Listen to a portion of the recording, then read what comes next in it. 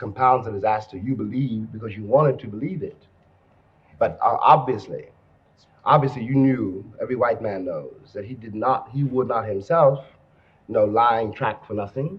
He would not himself allow his child to be sold from him as though the child were a mule. He would not himself allow himself not to have the autonomy of his own house and his own woman. He would not himself pick all that cotton and carry it to market just because he loved white people. We all know that.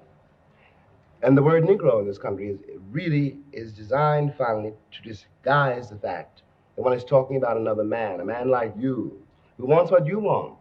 And insofar as the American Republic wants to think there has been progress, they overlook one very simple thing. I don't want to be given anything by you. I just want you to leave me alone so I can do it myself. And it also overlooks another very important thing. Perhaps I don't think that this republic is the summit of human civilization. Perhaps I don't want to become like Ronald Reagan or like the president of General Motors. Perhaps I have another sense of life, which in fact my situation here has forced me to trust. And perhaps I know more about you and your institutions than you know about me. And perhaps I have a judgment on them. Perhaps I don't want what you think I want. And that there's nothing you can give me. Perhaps there is something that I can give you. Where do you stand in relation to the Negro figures in the media we see who frighten us the most, and maybe some of you the most, the ones who want to burn it down, demolish it, the ones who have totally given up? I assume you haven't totally given up. Well, I'm still alive. There's still breath in me. And so as long as breath is in me, I will never give up. But if you think that Rap Brown, you're referring to rap really, and Stokely, are something new, I refer you back to an old song. No one even knows who wrote it.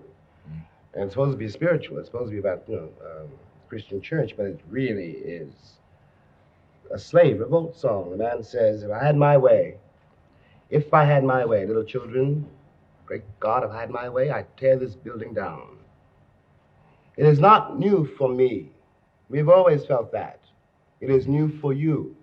And if we were white, if we were Irish, if we were Jewish, if we were Poles, if we had, in fact, in your mind, a frame of reference, our heroes would be your heroes too. Nat Turner would be a hero for you instead of a threat. Malcolm X might still be alive.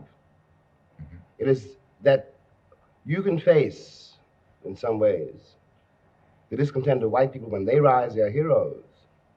And everyone is very proud of brave little Israel, a state against which I have nothing. I don't want to be misinterpreted. I'm not an anti-Semite.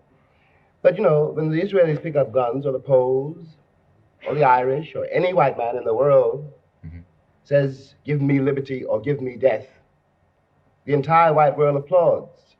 When a black man says exactly the same thing, word for word, he is judged a criminal and treated like one, and everything possible is done to make an example of this bad nigger so there won't be any more like him. Now, you can do this if you like,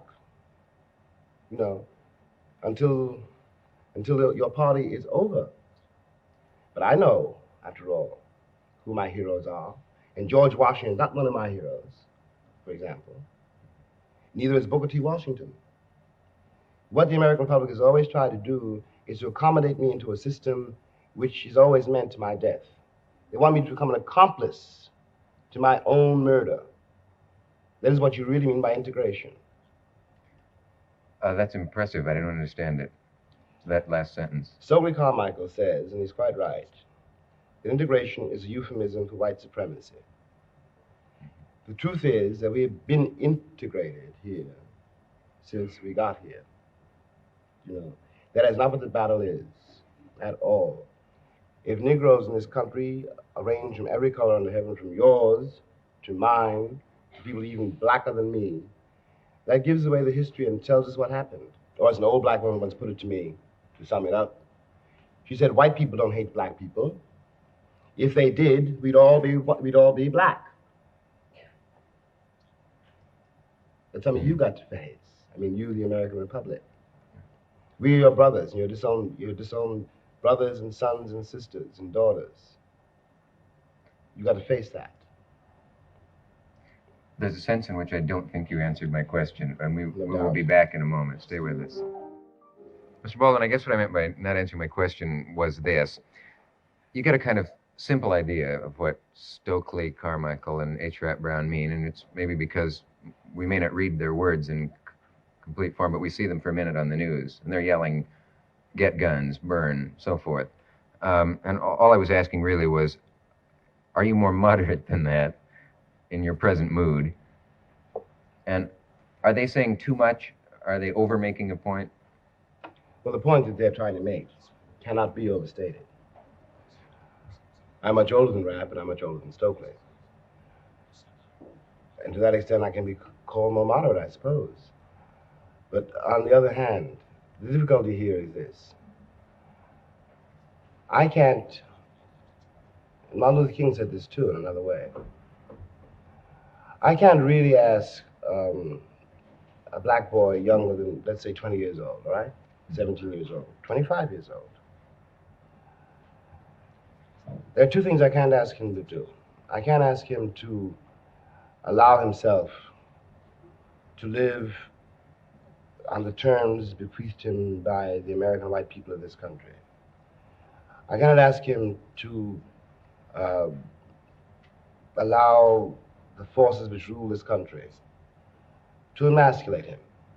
I cannot do that. I won't do that. I don't, on the other hand, will not either, counsel a generation, to go out into the streets to die. But there is nothing in the evidence offered by the book of the American Republic which allows me really to argue with the cat who says to me, they needed us to pick the cotton, and now they don't need us anymore. And now they don't need us, they're going to kill us all off, just like they did the Indians.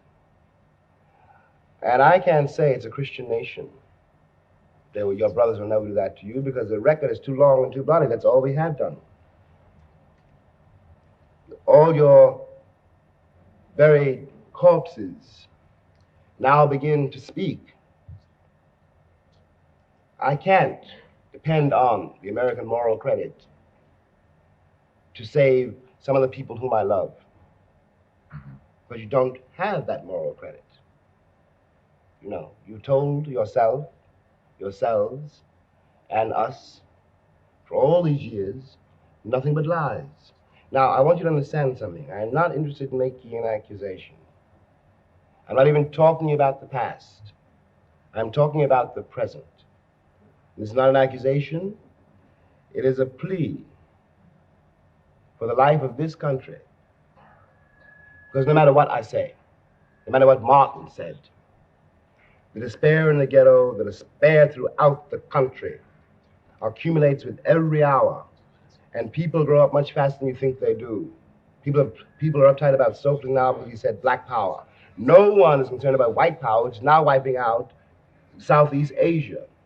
No one is concerned about the white power, which keeps my children in the ghetto, which does not educate my children, except to become inferiors.